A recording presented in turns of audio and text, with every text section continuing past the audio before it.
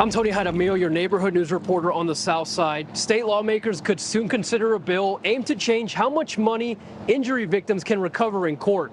Some people I talked to say a bill like this is long overdue, and others say it's detrimental for Texans. SB 30 would set limits on settlements involving cases where someone suffers life-altering injuries. The bill would also set a cap on medical expense claims. I met with Gabriel Alvarado, who suffered a 2009 explosion at a Corpus Christi refinery that left him in a coma for 90 days and permanently disabled. He received compensation that covers his ongoing medical needs. Alvarado says under SB 30, victims like him might not receive enough money to rebuild their lives.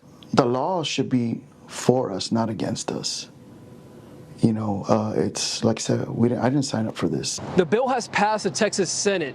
SB 30 is now under review in a House committee, and I'll be sure to follow this and keep you updated. On the South Side, I'm your neighborhood news reporter, Tony Jaramillo, Chris 6 News.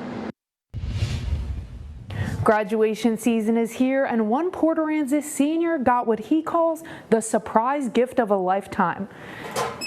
I'm Erin Holly, your Port Aransas neighborhood news reporter, and I'll tell you about Sean Merritt and how one staff member surprised him with a new set of wheels. Port Aransas ISD School Resource Officer Brett Boyer noticed the wear and tear on Sean's old wheelchair at a school basketball game back in October. Officer Boyer surprised Sean with the gift at senior scholarship night.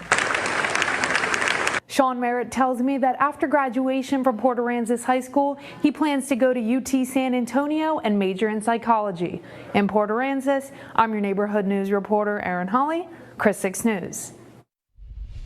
I'm Melissa Trevino, your neighborhood news reporter in Freer. Students here are gearing up for graduation. This year, the soon-to-be grads are getting a dose of reality through a program known as Shattered Dreams Event. I want to warn you, this mock event can be triggering to some. The teenager told me witnessing the first responders at the mock event reminded him of the day he lost his cousin in 2019. He tells me he's hopeful the event, known as Shattered Dreams, which focuses on DUI-related crashes, sends a message to his peers. Students I spoke with told me they understand that what they saw here was a mock event, but they know that this could become someone's reality. In Freer, I'm your neighborhood news reporter, Melissa Trevino, Chris 6 News.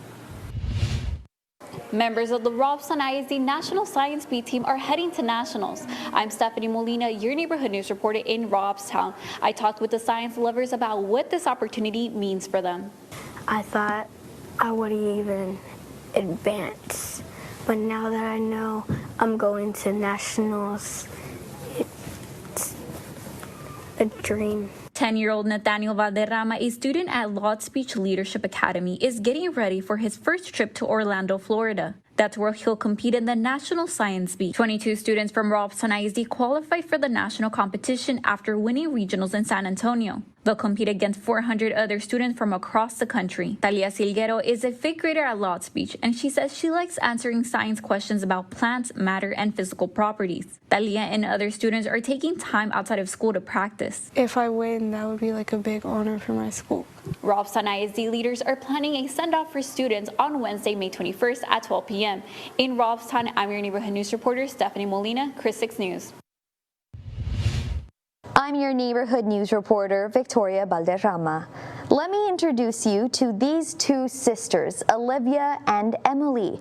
Both are bravely facing the challenges of a respiratory disorder. In the face of adversity, they made one wish. It was a day full of surprises for the Palomo family, made possible by Valero and the Make-A-Wish Foundation. Olivia is wishing to go to Alaska to see the Northern Lights, and Emily wants to go to Hawaii. Now their wishes have been granted with support from Valero Corpus Christi refineries. Olivia and Emily tell me they made their wish about a year ago. Yeah, I was shocked, very shocked and surprised. So, crazy, I didn't know what to expect. Olivia and Emily's dad, Robert Palomo, is overjoyed to see their smiling faces. And despite the challenges of a respiratory disorder, Palomo believes in the strength of his daughters. The sisters and their parents will be going to Hawaii in October and are scheduled to go to Alaska sometime next spring. Reporting from the studio, I'm your neighborhood news reporter, Victoria Valderrama for Chris 6 News.